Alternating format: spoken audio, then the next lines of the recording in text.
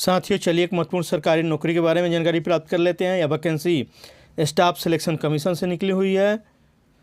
यहाँ पर आप देख सकते हैं, यह अपलोड हुआ है स्टाफ सिलेक्शन कमीशन के साइट पर। यहाँ पर साइट का एड्रेस दिया हुआ है। यहाँ पर कल ही अपलोड हुआ है, 24/6/2024 को अपलोड हुआ है। ये देख पाएंगे आप, यह स्टाफ सिलेक्शन कमीशन का लोगो है, यहाँ पर दिया हुआ है, लोगो है यह।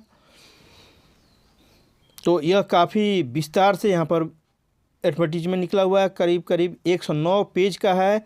अगर इसको डिटेल से वीडियो बनाया जाए तो काफ़ी है, 1 घंटे का वीडियो बनेगा। यह वीडियो लंबा हो सकता है। अगर आप पूरा जानना चाहते हैं तो धैर्य से इस वीडियो को शुरू से अंत तक देखिएगा। चलिए इसके बारे में और विशेष जानकारी प्राप्त करते हैं, विस्तार से प्राप्त करते हैं जानकारी। यहाँ पर देखिए एड्रेस दिया हुआ है जहाँ से निकलती है वैकेंसी। यह दिया हुआ है government of India of personal of public grievances and pension, department of personal and training, staff selection commission. यहाँ पर एड्रेस दिया हुआ है दिल्ली का, आप देख सकते हैं, नोट कर सकते हैं आपको चाहिए तो। यहाँ पर वेबसाइट का पता दिया हुआ है, आप देख सकते हैं। यहाँ पर वेबसाइट का पता है यह। आगे देखते हैं डेट ऑफ, यहाँ पर देखा date of submission of online form. देखिए फॉर्म भरने की शुरुआत हो गई है 24 जून 2024 से, और फॉर्म भरने की अंतिम तिथि है 24 जुलाई 2024 के रात को 23 बजे तक। रात को 11 बजे तक आप इस फॉर्म को भर पाएंगे। जूम करने का प्रयास करता हूँ, ज़रा पेज को थोड़ा जूम कर देता हूँ ताकि आपको सुविधा हो सके और स्पष्ट दिखाई दे। चलिए यहाँ पर आगे देखते हैं। Last date for making online fee, अर्थात फॉर्म भरने की अंतिम तिथि रहेगी 24 जुलाई 2024 के रात को 11 बजे तक। लेकिन फ़ी आप भर सकते हैं ऑनलाइन ही फ़ी भरना रहेगा 25 जुलाई 2024 के रात को 11 बजे तक। ये देखिए, देख लीजिए एक बार। चलिए date of window for application for correction, अगर आपके फॉर्म में कोई मिस्टेक हो गया है, नेम वगैरह मिस्टेक हो गया है, तो आप उसका करेक्शन करा सकते हैं। कब से करा सकते हैं? 10 अगस्त 2024 से 11 अगस्त 2024 तक रात के 11 बजे तक करा सकते हैं। देखिए एग्ज़ाम की बात हो रही है अभी। Tentative schedule for tier 1 examination computer based होगा, मल्टीपल चॉइस क्वेश्चन होगा। यह होगा सितंबर अक्टूबर 2024 में संभावित है। जबकि टेंटेटिव एग्ज़ाम लिखा रहा है टीयर 2 का कंप्यूटर बेस्ड होगा, मल्टीपल चॉइस क्वेश्चन होगा, दिसंबर 2024 में संभावित है। ये संभावना है, थोड़ा बहुत आगे पीछे हो सकता है, तैयारी करते रहिए। यहाँ पर देखिए ये वैकेंसी निकली हुई है कंबाइंड ग्रेजुएट लेवल एग्जामिनेशन, जो CGL कहा जाता है। CGL की वैकेंसी निकली हुई है, 2024 में निकली हुई है। किस पदों के लिए? ग्रुप B और ग्रुप C के पदों के लिए डिफरेंट मिनिस्ट्री में, एक मिनिस्ट्री नहीं है, काफ़ी मिनिस्ट्रियों में यहाँ पर लिखा हुआ देखिए। यहाँ पर डिफरेंट मिनिस्ट्री डिपार्टमेंट ऑर्गेनाइजेशन में, पूरे भारतवर्ष के ऑर्गेनाइजेशन में, डिपार्टमेंट में इससे नियुक्ति की जाती है। देखिए एंड कॉन्स्टिट्यूशनल बॉडीज, कुछ संवैधानिक बॉडी भी हैं, जैसे कुछ स्टेट्यूटरी बॉडी हैं, कुछ ट्रिब्यूनल हैं, उसमें भी नियुक्ति होती है। जैसे कैट है, ट्रिब्यूनल है वो, तो कैट वगैरह में भी नियुक्ति होती है। यहाँ से देख सकते हैं आप। आगे देख लेते हैं। चलिए देखिए यहाँ पर कुल 109 पेजों का वैकेंसी है। ये 109 पेज में का डिटेल्स वीडियो बनाया जाए तो काफ़ी लंबा होगा। यहाँ पर डिटेल्स ऑफ पोस्ट देख लेते हैं, ज़रा इंपॉर्टेंट रहेगा आपके लिए। डिटेल्स ऑफ, यहाँ पर लिखा है डिटेल्स ऑफ पोस्ट माने पदों की बारे में यहाँ पर डिटेल्स बताया गया है, इसे देख लेते हैं। ये डिटेल्स रहेगा आपके लिए। यहाँ पर देखिए पहला है असिस्टेंट ऑफिसर का, नहीं असिस्टेंट सेक्शन ऑफिसर, इधर सेक्शन लिखा है असिस्टेंट सेक्शन ऑफिसर। इसकी आपकी नियुक्ति इसमें होगी सेंट्रल सेक्रेटरी सर्विस में, ग्रुप B का पद है। यहाँ पर एज यह मांगा 20 से 30 वर्ष। असिस्टेंट सेक्शन ऑफिसर इसमें भी लिखा हुआ इंटेलिजेंस ब्यूरो में नियुक्ति होगी आपकी, ग्रुप B का पद है, 18 से 30 साल उम्र मांगा गया है। यहाँ पर देखिए तीसरा असिस्टेंट सेक्शन ऑफिसर, यह भी है, जिसे ASO बोलते हैं आजकल, शॉर्ट में क्या बोलते हैं, इसे ASO बोलते हैं। या मिनिस्ट्री ऑफ रेलवे में भी होगी। यहाँ पर आपको ग्रुप B का पद है, आप रेलवे बोर्ड में काम करेंगे अगर आपकी नियुक्ति हो जाती है तो। काफ़ी अच्छी पद है। उम्र यहाँ पर 20 से आयु में 20 से 30 वर्ष रखा गया है। उच्चतम आयु में छूट भी मिलेगी। आगे देखिए, देखते रहिए। देखिए assistant section officer ministry of external affairs में आपकी नियुक्ति होगी, ग्रुप बी का पद है, एज भी देख लीजिए 20 से 30 वर्ष। Assistant section officer AFHQ air force का ये हेडक्वार्टर है, उसमें आपकी नियुक्ति होगी, ग्रुप बी का पद है, एज है 20 से 30 वर्ष के बीच में, उच्चतम आयु में छूट मिलेगी सरकार के नियमानुसार। यहाँ पर देखिए 6ठा number assistant section officer ministry of electronics and information technology में नियुक्ति होगी आपकी, ग्रुप बी का पद है, एज है 18 वर्ष से 30 वर्ष। 18 वर्ष वाला भी भर सकते हैं, 20 वर्ष वाला भी भर सकते हैं कुछ। यहाँ पर देखिए assistant section officer other ministries departments organisation में भी होगी नियुक्ति, आपका ग्रुप बी का पद है, एज 18 से 30 साल मांगा गया है। इंस्पेक्टर ऑफ इनकम टैक्स में आपकी नियुक्ति, inspector of income tax CBTT में आपका नियुक्ति होगी, ग्रुप सी का पद है, 18 से 30 वर्ष उम्र रखा गया है।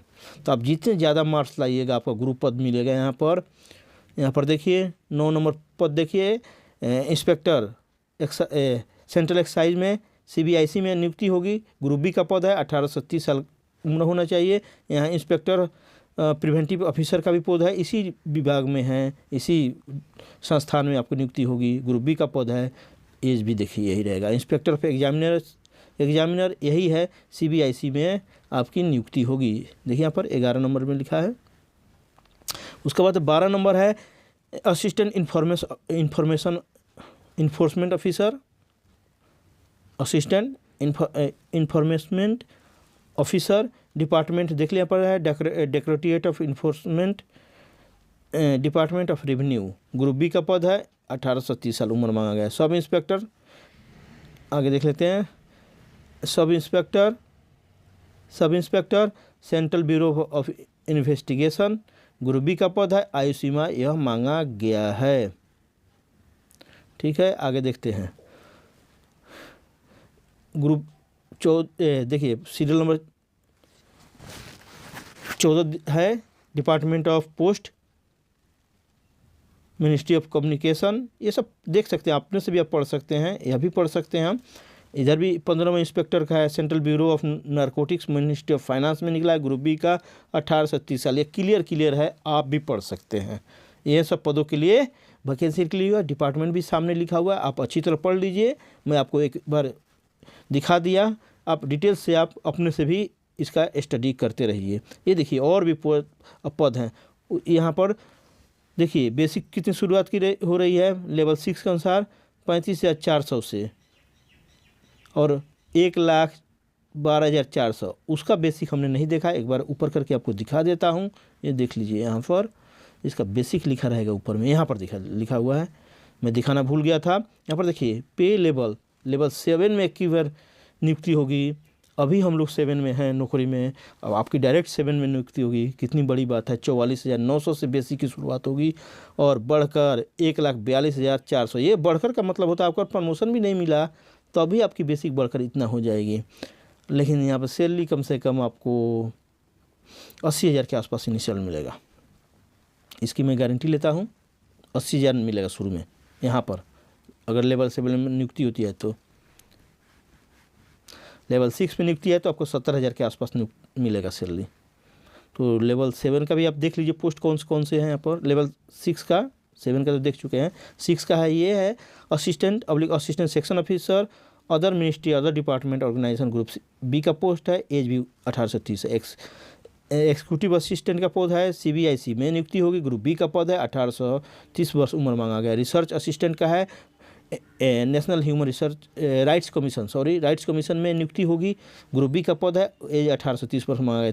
जो 30 वर्ष है उसमें छूट भी मिलेगी सरकार के नियमानुसार। आप बने रहिए वीडियो में, लास्ट तक देखिए। डिविजनल अकाउंटेंट का पोस्ट है, ऑफिस अंडर CNG, काफ़ी बढ़िया पोस्ट है ये। डिविजनल अकाउंटेंट काफ़ी अच्छा पोस्ट है, ग्रुप बी का पोस्ट है, 18 से 30 साल उम्र है।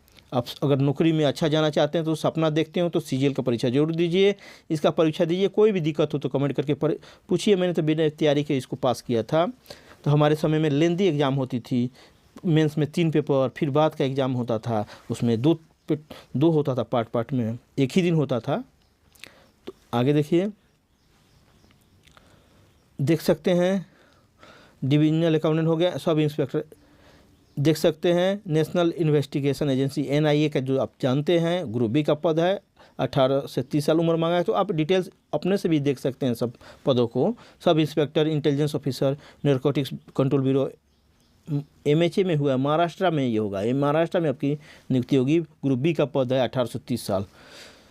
जूनियर स्टैटिस्टिकल ऑफिसर का मिनिस्ट्री ऑफ देख सकते हैं, ministry of statistical and programme implementation में नियुक्ति होगी। ग्रुप बी का पद है 18 से 32 साल का यहाँ पर मांगा गया है। थोड़ा उम्र ज़्यादा आपका है तो यहाँ पर देख सकते हैं, लेकिन क्वालिफिकेशन अलग अलग रहेगा।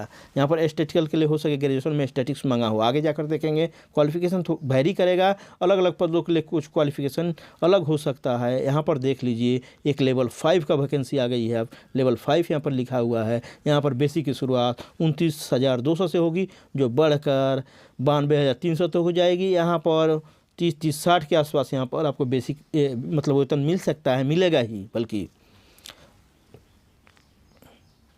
ज़्यादा ही मिलेगा। कुछ कटने के बाद भी 60,000 मिलेगा आपको। यहाँ पर देखिए ऑडिटर का वैकेंसी निकला हुआ है C&AG डिपार्टमेंट में। ग्रुप सी का पद है, ये ग्रुप सी के पद आ गए। अब ग्रुप सी के पद ये देख लीजिए, देख लीजिए, मैं क्लियर करता हूँ, ध्यान से देखिए। ऑडिटर का है, अकाउंटेंट का है, और डिपार्टमेंट्स यहाँ पर डिपार्टमेंट्स ये सब दिए हुए हैं। ग्रुप सी का लेकिन है 18 से 27 साल एज मांगा गया है। तो आप देख लीजिए, ध्यान से देख लीजिए, अपने से भी देख लीजिए, स्टडी करिए जी आपको कौन से पद, क्योंकि ये जो मेंस का फॉर्म भरते हैं टियर 2 का, तो वहाँ प्रीफ्रेंस देना रहता है हमको। जब हम भरे थे तो हमको आइडिया नहीं था कि कौन प्रीफ्रेंस देना चाहिए, कौन सा पोस्ट अच्छा है। तो इसका आपको भरने के समय जब आप टियर 1 कंप्लीट करिएगा तो टियर 2 का जो फॉर्म भरिएगा होगा या तो उसमें पहले प्रीफ्रेंस मांगता था, अब नहीं बता सकता हूँ, अभी डिटेल्स में इसका जब निकलेगा सेकंड ईयर का भी निकल सकता है। तो उसमें फॉर्म में प्रीफ्रेंस भरवाता था, हमारे समय में हमने भरा था प्रीफ्रेंस इसका। तो प्रीफ्रेंस भरे अगर मांगता है तब आप उसको ध्यान से भरिए, प्रीफ्रेंस को कौन से डिपार्टमेंट अच्छे है एनालिसिस करिए, उसके बारे में जानकर तब फॉर्म को उसमें प्रीफ्रेंस भरिएगा, क्योंकि आपको प्रीफ्रेंस के अनुसार आपको मार्क्स रहेगा तो मिल जाएगा वह पद। यहाँ पर देखिए लेवल 4 का भी वैकेंसी है। इसका बेसिक शुरू हो रहा है 25,500 से बढ़कर 81,100। लेवल 4 बोल रहा हूँ, 7वें वेतन आयोग का है। लेवल 1 से शुरू होता है और 12-13 तक लेवल उधर आगे जाता है। तो ये लेवल 4 का वैकेंसी है।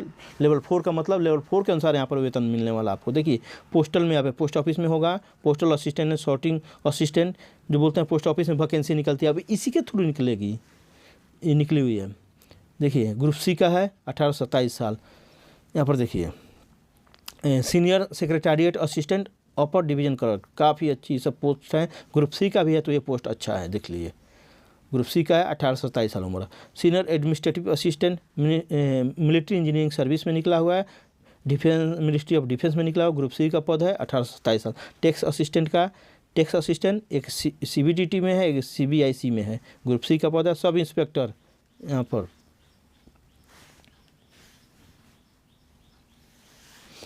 यहाँ पर देखिए आगे sub inspector central bureau of narcotics ministry of finance में निकला हुआ। ग्रुप सी का पद है, ये देख सकते हैं आप यहाँ पर डिटेल्स पे। और आप पढ़िए, आपको 2-3 घंटा पढ़ने में लगेंगे। मैं इसका बोल सकता हूँ 109 पेज का आप देख सकते हैं यहाँ पर कौन कौन से डिपार्टमेंट में लिखा हुआ है यहाँ पर, और डिटेल्स में यहाँ पर थोड़ा आप नोट 2 नोट 1 पढ़ लीजिए डिटेल्स में, क्योंकि मैं सब पढ़ूँगा तो ज़्यादा वीडियो लंबी हो जाएगी। यहाँ पर वैकेंसी रिजर्वेशन के बारे में दिया है। वैकेंसी यहाँ पर देख सकते हैं 17,727 वैकेंसी है, देख सकते हैं आप, देख लीजिए। आगे देखते हैं, आगे बढ़ते जाते हैं जल्दी जल्दी। अभी 3 पेज पर ही पहुंच पाए हैं। यहाँ पर वैकेंसी वगैरह के बारे में जो एब्रीविएशन यूज हुआ है, ESM का मतलब होता है एक सर्विसमैन, EWS का होता है इकोनॉमिकली वीकर सेक्शन, OBC का तो आप जानते हैं, PWBD का होता है personal with bench mark disability. तो ये आप कोड वगैरह आप तो जानते ही होंगे, फॉर्म भरते हैं तो। नेशनलिटी के बारे में देख लेते हैं, कौन कौन फॉर्म को भर सकते हैं। यहाँ पर वही आदमी भर सकता है जो सिटीजन का ऑफ इंडिया का हो। सब्जेक्ट टू नेपाल, सब्जेक्ट मतलब कुछ कंडीशन है, नेपाल के आदमी भर सकते हैं लेकिन सब उसमें कंडीशन लगा हुआ है। सब्जेक्ट टू भूटान के आदमी भी भर सकते हैं लेकिन कुछ कंडीशन है। ये लोग माइग्रेट करके जो आए हैं इंडिया में, ये भी भर सकते हैं, इनके साथ कुछ कंडीशन है। A person Indian origin who has migrated from Pakistan, Burma, Sri Lanka, east African country of Korea, Uganda, United Republic, ये भी भर सकते हैं। कुछ कंडीशन है इनके साथ, देख लीजिए, ये सब देख सकते हैं आप। एज लिमिट देख लेते हैं। एज लिमिट की आपकी गणना कब होगी, ध्यान दीजिए। 1 अगस्त 2024 को एज की गणना होगी, ध्यान दीजिए। यहाँ पर एज रिक्वायरमेंट तो आप साइड में टेबल में भी देख चुके हैं, वहाँ से भी आप देख सकते हैं। यहाँ पर एज रिलैक्सेशन हम देख लेंगे। देखिए यहाँ पर एक जगह था 18 से 27 वर्ष भी, तो उसका डेट ऑफ बर्थ दिया है यहाँ पर इसके बीच में होना चाहिए। जिसका एज जहाँ मांगा है 20 से 30 साल, वहाँ डेट ऑफ बर्थ 2/8/1994 के बाद नहीं, नॉट अर्लियर, पहले नहीं होना चाहिए, और नॉट लेटर देन 1 अगस्त 2004 के बाद। ये एज मतलब इसके बीच में ही होना चाहिए। यहाँ पर दिया है for the post of age, जिसमें 18 से 30 वर्ष लिखा हुआ है, उसका डेट ऑफ बर्थ यहाँ दिया हुआ है, आप देख सकते हैं, स्टडी कर सकते हैं। यहाँ पर जिसका एज 18 से 32 साल दिया है टेबल में, आगे जो हमने टेबल देखा था तो उसमें डेट ऑफ बर्थ ऐसा होना चाहिए, 2/8/1992 से पहले का नहीं होना चाहिए, और 1/8/2006 के बाद का नहीं होना चाहिए। देखिए इसका मतलब यह होता है, समझ लीजिए। कोई दिक्कत हो तो कमेंट करके पूछ लीजिएगा मेरे से। देखिए सरकार के नियमानुसार उच्चतम आयु में छूट मिलती है, तो उच्चतम आयु में कितना छूट मिलती है? शेड्यूल कास्ट, शेड्यूल ट्राइब को 5 साल का, ओबीसी को 3 साल का, पीडब्ल्यूडी मैंने जो विकलांग है अनरिजर्व कैटेगरी में है तो 10 साल का, जो विकलांग है ओबीसी कैटेगरी में है तो 13 साल का, मैंने 3 साल का वो भी जुड़ जाएगा, 13 साल हो जाएगा 10 में जुड़कर। और शेड्यूल का शेड्यूल टाइप के हैं तो 15 साल इनको। यहाँ पर एक सर्विसमैन को जो एयरफोर्स, नेवी और आर्मी का नौकरी करके रिटायर हुए हैं, शॉर्ट सर्विस करके वगैरह जो होते हैं उनमें, उनको भी यहाँ पर 3 साल अगर उन्होंने सर्विस किया after 3 years after deduction of military service rendered from the actual as, तो उनके लिए भी यहाँ पर यह छूट मिलती है। यहाँ पर देख सकते हैं, छूट समझ लीजिए आप किस कैटेगरी में आते हैं। आप जिस कैटेगरी में आते हैं उसका उच्चतम आयु का आप बेनिफिट ले सकते हैं। सेंट्रल गवर्नमेंट एम्प्लॉई है तो आप 40 साल तक यहाँ पर भर सकते हैं, अगर 3 साल आपने रेगुलर सर्विस कर लिया है तो। यहाँ पर लिखा हुआ है, यहाँ पर देखिए 3 years रेगुलर सर्विस, तो आप 40 साल तक इसको भर पाएंगे। सेंट्रल गवर्नमेंट एम्प्लॉई है, शेड्यूल का शेड्यूल ट्राइब हैं तो आप 45 साल तक भर पाएंगे। इस तरह डाइवोर्सी महिला को, विडो महिलाओं को यहाँ पर 35 साल तक भर सकती हैं वो। विडो महिला, डाइवोर्सी महिला जो जुडिशियली सेपरेटेड हैं 40 साल तक यहाँ भर सकती है स्टाफ सिलेक्शन कमीशन का। तो आपने एज देख लिया, और डिटेल्स यहाँ पर आप खुद देख लीजिए। जो इम्पोर्टेंट है वह मैं बताना चाह रहा हूँ, वो इम्पोर्टेंट चीज़ों को आपको मैं समझाना चाह रहा हूँ कि वो देख लें हम, और आप चीज़ पढ़ते रहिए। एक सर्विसमैन का मतलब क्या है इन्होंने समझाया। इधर आगे धीरे धीरे हम आगे बढ़ते हैं। यहाँ पर एक सर्विसमैन के बारे में डिटेल्स दिया है, तो उसको हम देख नहीं रहे हैं। यहाँ पर जो इम्पोर्टेंट है उसको देखते जाएंगे। यह बहुत चीज़ दिया हुआ है, यहाँ पर देख सकते हैं। हाँ, यहाँ पर एक है विकलांग के लिए उनको स्क्राइब की सहायता मिलती है। यहाँ पर देखिए, उसके लिए आपको उसमें लिखना पड़ेगा कि मुझे स्क्राइब चाहिए, तो स्क्राइब प्रोवाइड किया जाता है। आप बताएंगे तो वह टिक लगाएगा, एग्ज़ाम देगा। तो उसके बारे में लिखा हुआ है यहाँ पर, आप देख सकते हैं। उसके बारे में एनेक्सर 1 में दिया गया है, एनेक्सर 1A भी दिया है, देख सकते हैं आप। एनेक्सर 2A के बारे में बात कर रहा है, इम्पोर्टेंट चीज़ है। हाँ, यहाँ पर देख लेते हैं एजुकेशनल क्वालिफ़िकेशन, ये काफ़ी इम्पोर्टेंट चीज़ है हमारे लिए। एजुकेशनल क्वालिफ़िकेशन के बारे में यहाँ दिया गया है, देखिए। एसेंशियल एजुकेशनल क्वालिफ़िकेशन कितने तारीख को ज़रूरी है? 1 अगस्त 2004 को ज़रूरी है, आपको होना चाहिए। अगर 1 अगस्त 2004 तक नहीं है तो आप फॉर्म को नहीं भर पाएंगे। आगे देखते हैं। यहाँ पर देखिए, बैचलर डिग्री एनी सब्जेक्ट, आपको ग्रेजुएशन होना चाहिए। Any subject from recognise university और institution at least 6% marks in mathematics में होना चाहिए। 6% मार्क होना चाहिए मैथमेटिक्स में 12 में। तो मैक्सिमम लोग साइंस करते हैं 12। तो यहाँ पर एक बार ध्यान से एक बार देख लीजिए, किसके लिए? जूनियर स्टैटिस्टिकल ऑफिसर के लिए क्या चाहिए? बैचलर डिग्री चाहिए किसी भी सब्जेक्ट से, लेकिन आवर लिखा हुआ है, यूनिवर्सिटी आवर इंस्टीट्यूशन से होना चाहिए, और 60% मार्क्स होना चाहिए 12 में मैथ में होना चाहिए। अगर मैथ में 12 के मैथ में आपको 60% मार्क्स आए, और अपने ग्रेजुएशन किया है किसी भी सब्जेक्ट में तो इस फॉर्म को भर पाएंगे। आवर में लिखा है, यहाँ पर देख लेते हैं, bachelor degree in any subject with statistics as a one subject at degree level. और अगर आपने ग्रेजुएशन किया है उसमें स्टैटिस्टिक्स आपका एक सब्जेक्ट है, सांख्यिकी एक सब्जेक्ट है, तो आप भी इस फॉर्म को भर पाएंगे। दूसरा पद है स्टैटिस्टिकल इन्वेस्टिगेटर ग्रेड 2। इसके लिए कौन सा, स्टैटिस्टिक्स में भी इसमें भी मांग रहा है ग्रेजुएशन, तो आपको अगर ग्रेजुएशन सांख्यिकी से आपने किया है तो इस पद के लिए भी आप अप्लाई कर सकेंगे, स्टैटिस्टिकल इन्वेस्टिगेटर के लिए ग्रेड 2 के लिए। अब यदि आपने सांख्यिकी से ग्रेजुएशन किया है तो अब देखिए research assistant in national human rights commission में क्या चाहिए, इसके लिए ये पद है।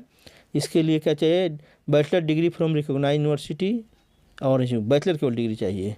और दूसरा इसमें क्या चाहिए, मिनिमम 1 ईयर रिसर्च एक्सपीरियंस चाहिए, यानी रिकॉग्नाइज्ड यूनिवर्सिटी और रिकॉग्नाइज्ड रिसर्च इंस्टीट्यूशन के द्वारा 1 साल का एक्सपीरियंस भी चाहिए। और डिग्री इन लॉ और ह्यूमन राइट्स फ्रॉम दी वो भी भर सकता है। और नहीं लिखा है, या तीनों चाहिए, मतलब लॉ भी चाहिए, किसमें, डिग्री इन लॉ या human rights from the recognise. तो ये पद के लिए मत अप्लाई करिए, जब आपको प्रेफरेंस भरा जाएगा अगर आपके पास लॉ नहीं है तो मत भरिएगा उसको। ये डिजरेबल लेकिन है, यहाँ पर लिखा है डिजरेबल, कोई ज़रूरत नहीं है, अगर है तो आपको यहाँ पर आपको क्लियर कर दूँ, यहाँ पर डिजरेबल लिखा हुआ है, मेरे को लगा कि एसेंशियल में है लेकिन यहाँ पर डिजरेबल लिखा हुआ है, तो ये होना कोई ज़रूरी नहीं है। आपके पास केवल बैचलर डिग्री है किसी भी यूनिवर्सिटी से तो इस फॉर्म को भर सकते हैं। ये डिजरेबल है तो आपको प्रेफरेंस कुछ मिल सकता है, नहीं है तो भी ठीक है। तो आपके पास सिंपल ग्रेजुएशन की डिग्री है तो आप भर पाएंगे उस पद के लिए। आगे देख लेते हैं, ऑल अदर पोस्ट के लिए दिखा है, ऑल अदर पोस्ट के लिखा है bachelor degree from recognised university और एक वैलिड डिग्री, देख सकते हैं। तो ये क्वालिफिकेशन आपको 1 अगस्त 2024 को होना चाहिए। आगे देख लेते हैं, ये सब नियम लिखा है, आप देख सकते हैं पूरा डिटेल्स। हाउ टू अप्लाई कैसे करेंगे, application must be submitted online होना चाहिए। एनेक्सर 3 है, एनेक्सर 4 है, उसमें दिया हुआ है सब। 1 टाइम आपको रजिस्ट्रेशन करना पड़ेगा एक बार। अप्लीकेशन फॉर्म और attach annexure 3A and annexure 4A। आप एक बार भरेंगे तो 1 टाइम रजिस्ट्रेशन आपको करना पड़ता है। इसमें देखिए यहाँ पर लिखा हुआ है डिटेल्स में, यहाँ पर आप देख लीजिए 1 टाइम रजिस्ट्रेशन के बारे में यहाँ लिखा हुआ है। एक आपके पास मोबाइल नंबर हमेशा रखना है, एक ईमेल आईडी भी रखना है, फिक्स रखना है, उसको चेंज नहीं करना है, ध्यान रखिए। यहाँ पर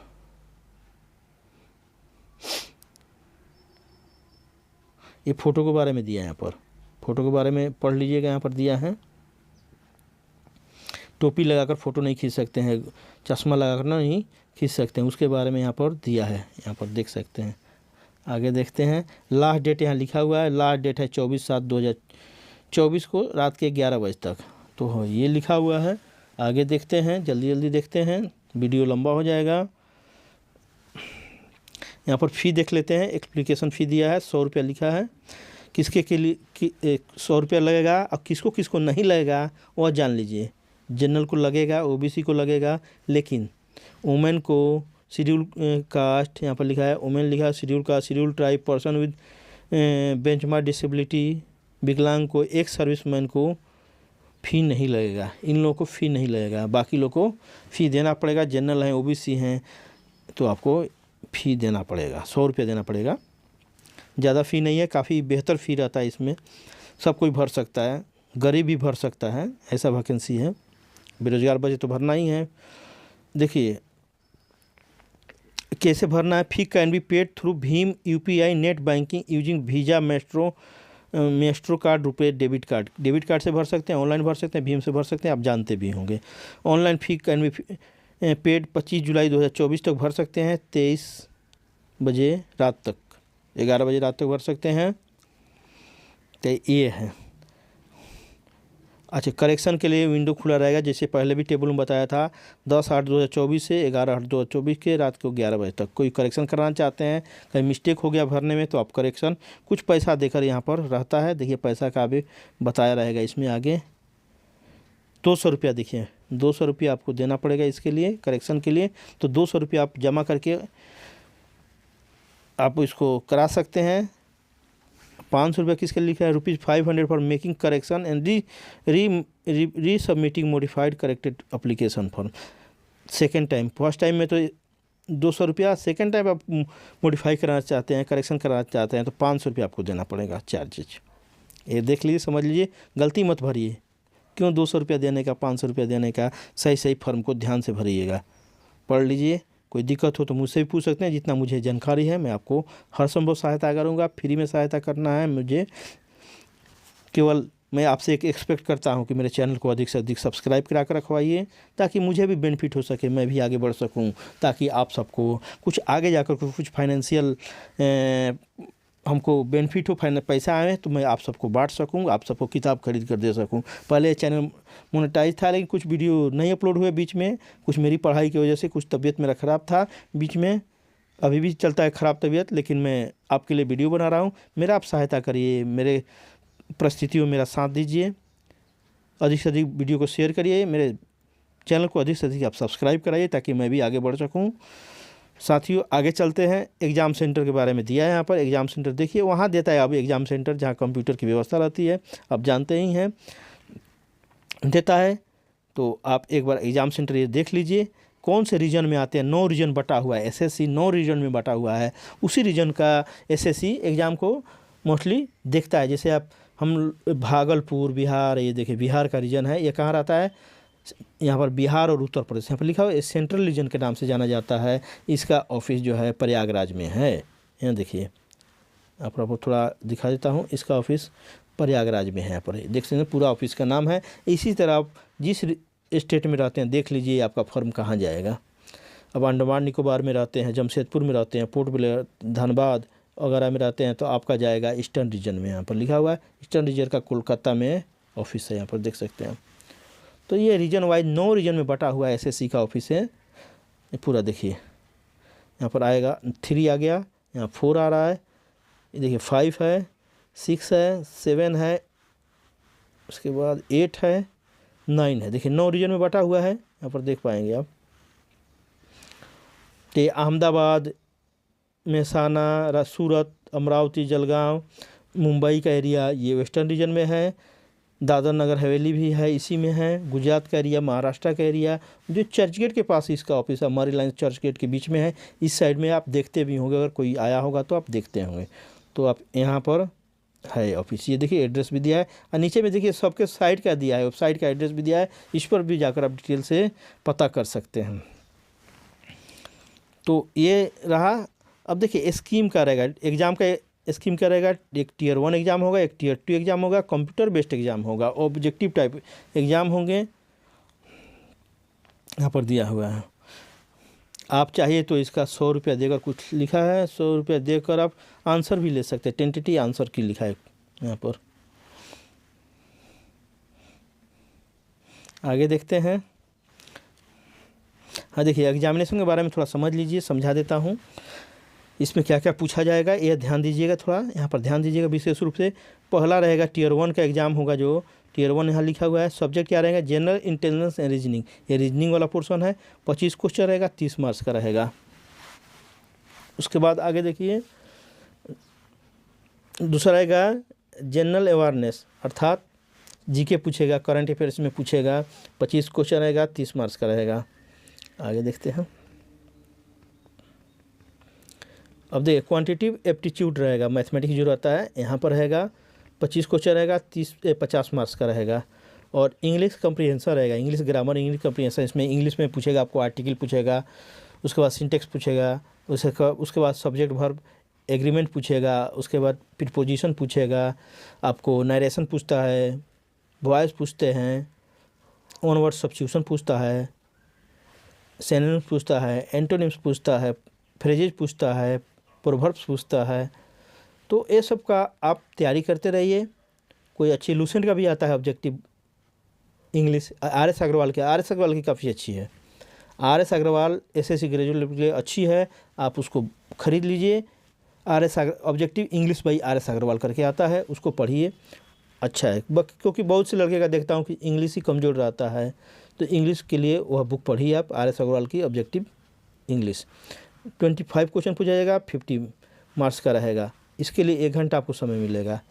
लेकिन जो विकलांग है उसके लिए 1 घंटा 20 मिलेगा, यहाँ 20 मिनट मिलेगा।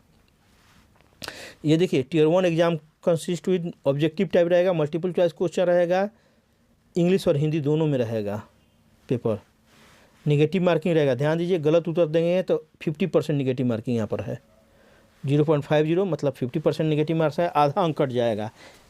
तो ध्यान से बनाइएगा, अच्छी तरह से तैयारी करिए ताकि गलती कम हो एग्जाम में। टियर 2 एग्जाम देख लेते हैं, टियर 2 एग्जाम में क्या क्या पूछा जाएगा। यहाँ लिखा है टियर 2 एग्जाम, इसमें पेपर 1 है। पेपर 1 सेशन 1 में होगा, सेशन 1 होगा 2 घंटा 15 मिनट का होगा। इसमें क्या क्या पूछा जाएगा, मैथमेटिकल एबिलिटी रहेगा मॉड्यूल 1 में, मॉड्यूल 2 में रहेगा general reasoning and general ability. 30 question रहेगा, तो 30 × 60 180 मार्क्स का रहेगा, 3 मार्क्स का रहेगा। 180 मार्क्स का हो गया, देखिए नहीं 60 करके रहेगा, टोटल 180 मार्क्स का होगा यह। और सेक्शन 2 देखिए, सेक्शन 2 रहेगा, एक बार ध्यान से अपने से भी देख लीजिएगा, ये जो टेबल बनाया है अपने से भी ध्यान से देख लीजिए एक बार। और सेक्शन 2 रहेगा, इसमें रहेगा English language and comprehension 25 question.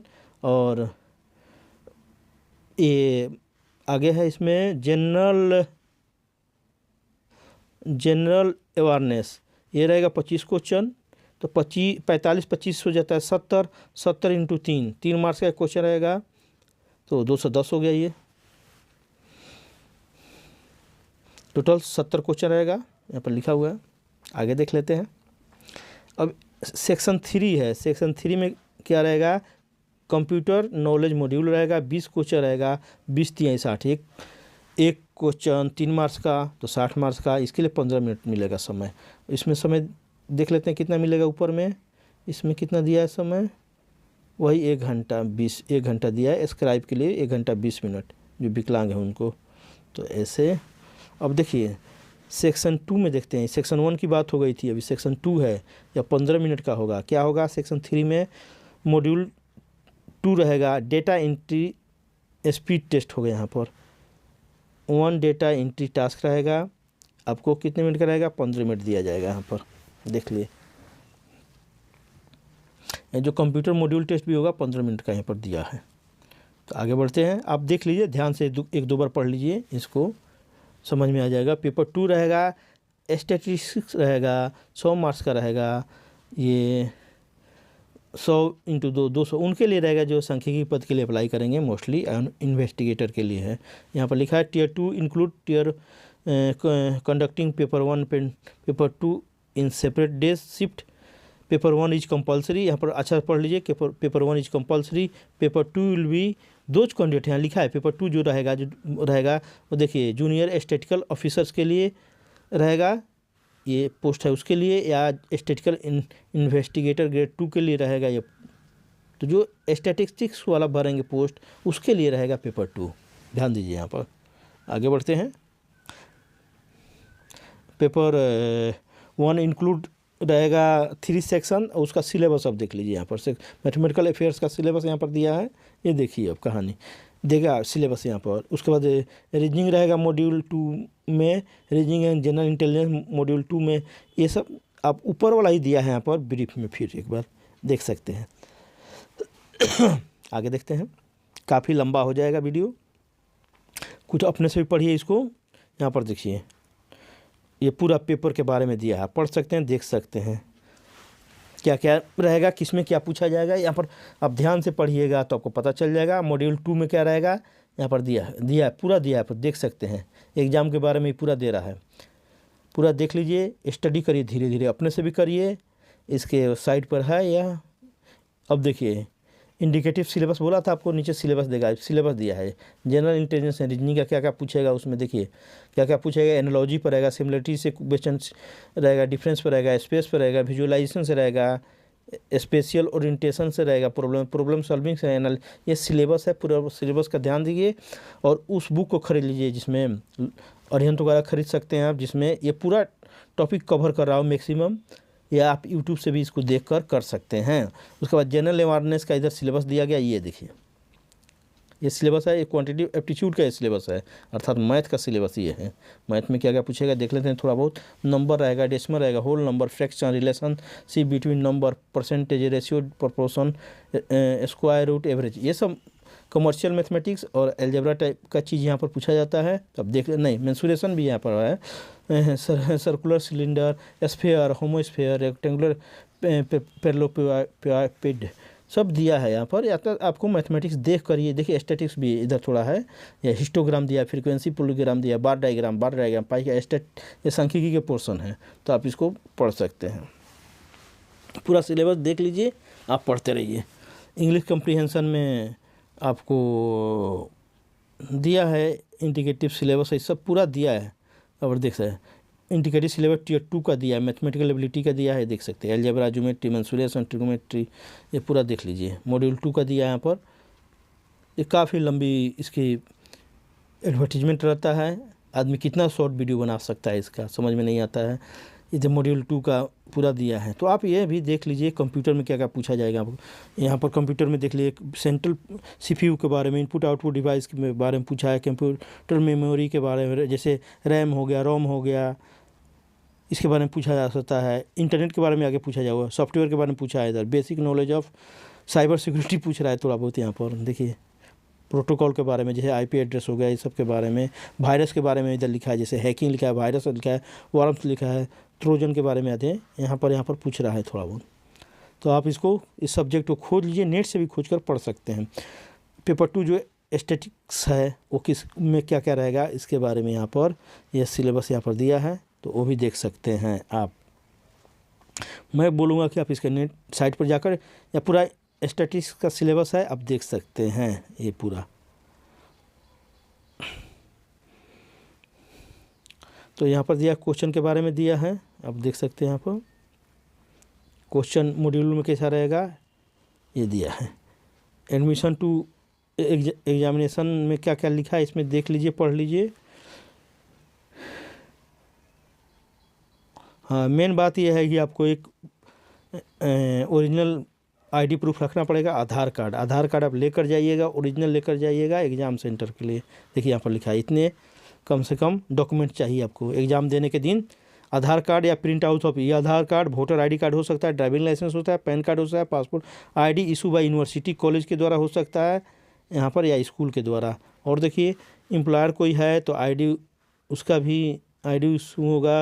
अगर आईडी है उसके बाद गवर्नमेंट या पीएसयू के द्वारा। एक सर्विस में डिस्चार्ज बुक चाहिए, और भी कोई एनी फ़ोटो लगा हुआ आईडी प्रूफ है तो आप ले जा सकते हैं। एग्ज़ाम के दिन लेकर जाना है, मोस्टली लेकर जाना है आपको, ध्यान रखिए इसका विषय।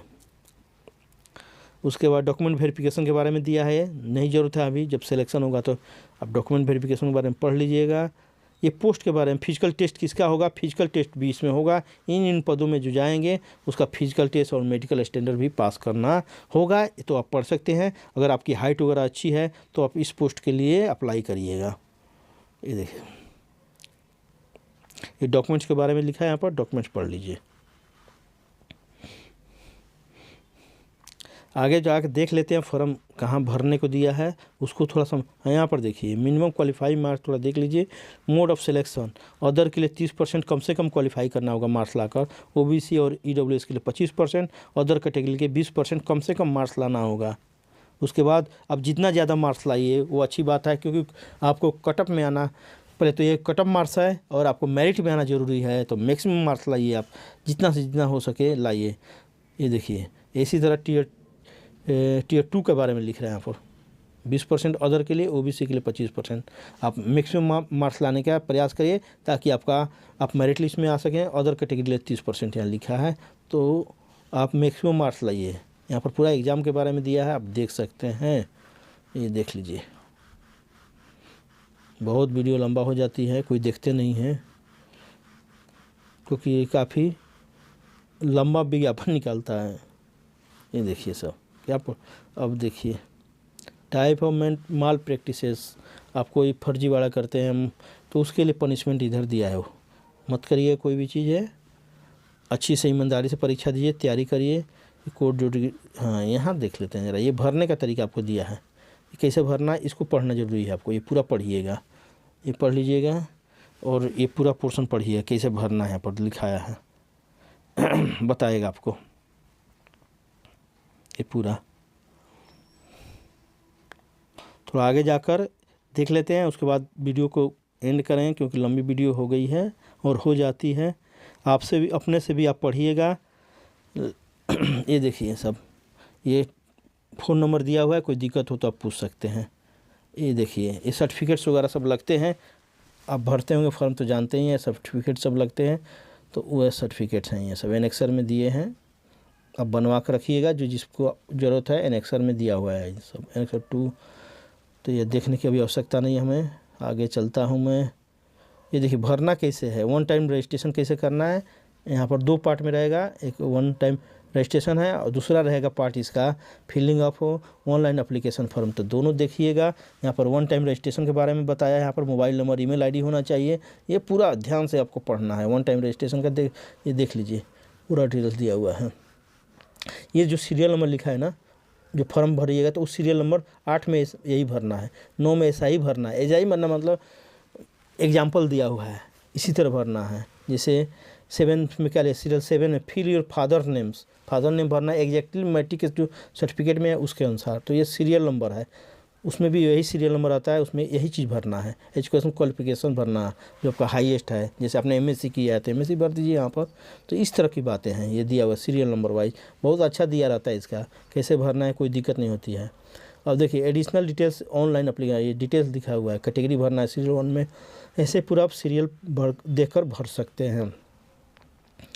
वन टाइम रजिस्ट्रेशन ऐसे ही आपको खुलेगा, देखिए पेज खुला हुआ है, ये पेज वन टाइम रजिस्ट्रेशन का ये पेज खुला है, देख सकते हैं। कंटिन्यू करने का कंटिन्यू करिएगा, इस तरह फॉर्म भरना पड़ेगा आपको। ये देखिए ये फॉर्म का डिटेल्स आपको आएगा इससे, ये दे दिया है सब, देखिए यहाँ पर दिया है, ध्यान दीजिए दिया है।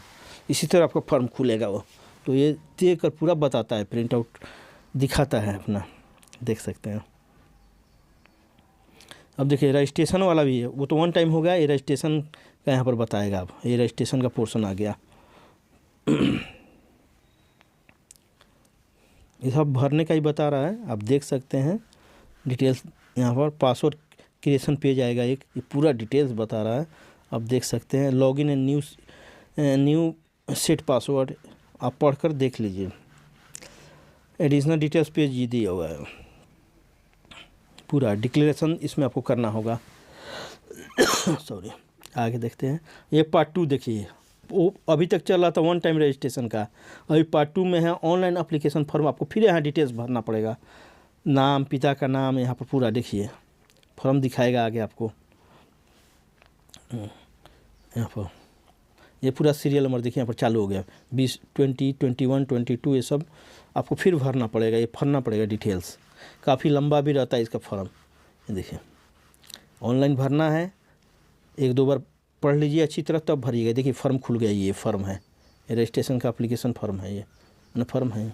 वन टाइम रजिस्ट्रेशन के बाद ये फॉर्म भरना रहता है, ये फॉर्म है। तो काफ़ी लंबा रहता है, इसका विज्ञापन भी देख सकते हैं। पूरा भरना है, आपको डिटेल्स भरना है, ये भरिएगा, सही से भरिएगा, समय लगेगा, ध्यान से भरिएगा। मैं कहूँगा कि इस तरह ये है विज्ञापन। डॉक्यूमेंट्स अपलोड करने का यहाँ बता रहा है, ये सब देख लीजिए। यहाँ पर ये पूरा बता रहा है, देखिए आपको, आप देख सकते हैं। एक एक चीज़ बताया जाए तो 5 घंटे का वीडियो बनेगा, ये देख सकते हैं। देखिए देख लीजिए क्या भरना है, इधर डिक्लेरेशन भी देना है, इधर submit form, details benchmark disability के लिए, जो विकलांग है उनके लिए बता रहा है, इधर विकलांग के लिए है। ये आगे एक पेज मिलता है, उसको मैं दिखाना चाह रहा था, जो इम्पोर्टेंट है उसको दिखाना चाह रहा था। इतना लंबा विज्ञापन देखिए, किस में कौन से विकलांग को अलाउ है वो दिया है इतने पेजों में।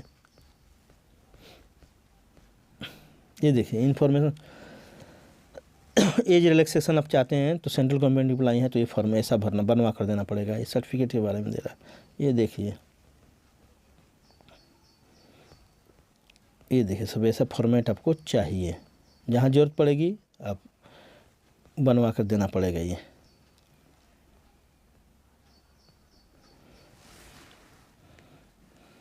पेज नंबर 104 पर आ गए हम लोग। ये उसके बाद ये सब फॉर्म के बारे में ही दे रहा है, फॉर्म के बारे में। ये फॉर्म कैसे बनाना है सब इंडेक्स में दिए हुए हैं सब। हाँ, यहाँ थोड़ा देख लेते हैं, फिजिकल टेस्ट के बारे में दिया है। ये फिजिकल टेस्ट के बारे में थोड़ा समझ लीजिए। यहाँ पर ये कौन से एनेक्सर में है? एनेक्सर 16 में है। इतने एनेक्सर हैं इसका। ये physical standard for the post of inspector के लिए जो भरेगा, किसमें? सेंट्रल एक्सरसाइज और एग्जामिनर और प्रिवेंटिव ऑफिसर के लिए। Inspector, sub inspector in central bureau of narcotics में भरेगा, तो उसके लिए ये स्टैंडर्ड चाहिए, फिजिकल स्टैंडर्ड। हाइट कितना चाहिए? 157.5 cm, 5 सेंटीमीटर रिलैक्स छूट है। किसको छूट है? जो गढ़वाली है, जो आसामी है, जो गोरखा हैं उनको, क्योंकि जो शेड्यूल टाइप में आते हैं एंड शेड्यूल टाइप में आते हैं उनको भी छूट है, तो ये छूट है। और चेस्ट का 81 सेंटीमीटर होना चाहिए। अब 5 सेंटीमीटर का मतलब 81 सेंटीमीटर मिनिमम होना चाहिए चेस्ट। अब फुलाने के बाद आपको 86 सेंटीमीटर हो जाना चाहिए। 5 सेंटीमीटर का एक्सपेंशन होना चाहिए, ध्यान दीजिए, आप जानते भी होंगे। फिजिकल टेस्ट में देख लीजिए, 1600 मीटर दौड़ना है 15 मिनट में। साइकिलिंग करना 8 किलोमीटर 30 मिनट में। साइकिलिंग अब इनको नहीं करना है, सब इंस्पेक्टर CBN के लिए भरेंगे, उनको ज़रूरत नहीं है। उसके बाद यहाँ पर फीमेल कैंडिडेट को दिया हो, मेल का था, फीमेल कैंडिडेट को 152 सेंटीमीटर होना चाहिए, लेकिन इनको रिलैक्सेबल रिलैक्स है 2.5 सेंटीमीटर। वेट होना चाहिए 48 kilometre 1 kg kilometre. Physical test देखिए, यहाँ पर वॉकिंग इनको करना है 1 किलोमीटर 20 मिनट में। साइकिलिंग करना है 3 किलोमीटर 25 मिनट में करना है ये। और इनके लिए ज़रूरत नहीं है यहाँ पर, सब इंस्पेक्टर इन CBN में। तो ये पूरा फिजिकल के बारे में भी दिया हुआ है, यहाँ पर देख सकते हैं, फिजिकल के बारे में दिया है। फिजिकल बारे में देख लीजिए, पढ़ लीजिए। विजन वगैरह, हाइट वगैरह यहाँ पर दिया है, हाइट कितना चाहिए, विजन कितना चाहिए, चेस्ट कितना चाहिए, ये सब डिटेल्स यहाँ पर दिया हुआ है। तो ये 109 पेजों का वैकेंसी है, काफ़ी लंबा वैकेंसी है। पूरा चीज़ बताया जाए तो काफ़ी समय लगेगा, यह बात तो आप भी समझ रहे हैं, अपने से आप पढ़ लीजिए। लेकिन आप एक बात आपको ध्यान दिला दूं कि आप मेरे YouTube channel educational technical master को जरूर सब्सक्राइब करिए। या निःशुल्क सब्सक्राइब करना है, इतना तो ज़रूरी आप कर सकते हैं और मेरी सहायता कर सकते हैं, ताकि मैं भी आगे बढ़ूं, इससे कुछ अर्निंग होने लगे, ताकि इस पैसों का उपयोग आपके पढ़ाई लिखाई में, आपको किताब दिया जा सके आगे खरीद कर। यही मेरा उद्देश्य है कि इस पैसे से किताब दिया जा सके आपको खरीद कर, ताकि आप सब SPD है, चाहे जो भी एलुसेंट है, चाहे जो भी अभी अच्छी बुकें हैं, उसको खरीद कर आप सबको बांटा जा सके, इससे अर्निंग आए। अधिक से अधिक आप लोगों को इस वीडियो को शेयर करिए, सब्सक्राइब कराइए, क्योंकि बहुत कम लोग देखते हैं। मेरा आवर्स नहीं पूरा हो रहा है। मोनेटाइजेशन के लिए 4000 घंटा ज़रूरी है, उसके बाद भी 4000 मेंटेन करना पड़ता है। तो आप ज़्यादा से ज़्यादा इस वीडियो को देखेंगे, अपने साथियों से दिखवाएंगे, तो मेरा वॉच आवर भी पूरा हो जाएगा। तो मुझे आशा है कि आप यह सब मेरे लिए भी करेंगे, ताकि मैं भी आगे बढ़ सकूं, आप सबको आगे जाकर हेल्प कर सकूं। इस विश्वास के साथ कि आप मेरा सहायता करते रहेंगे, मेरे चैनल को अधिक से अधिक सब्सक्राइब कराएंगे, बेरोजगार बच्चों को भेजेंगे इस वीडियो को, इसी विश्वास के साथ मैं आप सबको तहे दिल से धन्यवाद देता हूं कि आपने इतने लंबे वीडियो को शुरू से अंत तक देखा। यदि आप शॉर्ट में देखना चाहते हैं इसे, तो मैंने एक छोटा सा 10-15 मिनट का वीडियो बनाया है, उसे भी देख सकते हैं और फॉर्म को भर कर नौकरी पा सकते हैं। मेरा एक विश्वास है कि आप सब लोग को नौकरी मिले, इसके लिए मैं आप सबके लिए वीडियो बना रहा हूं। तो फिर मिलते हैं एक नए वीडियो के साथ, तब तक के लिए जय हिंद, जय भारत।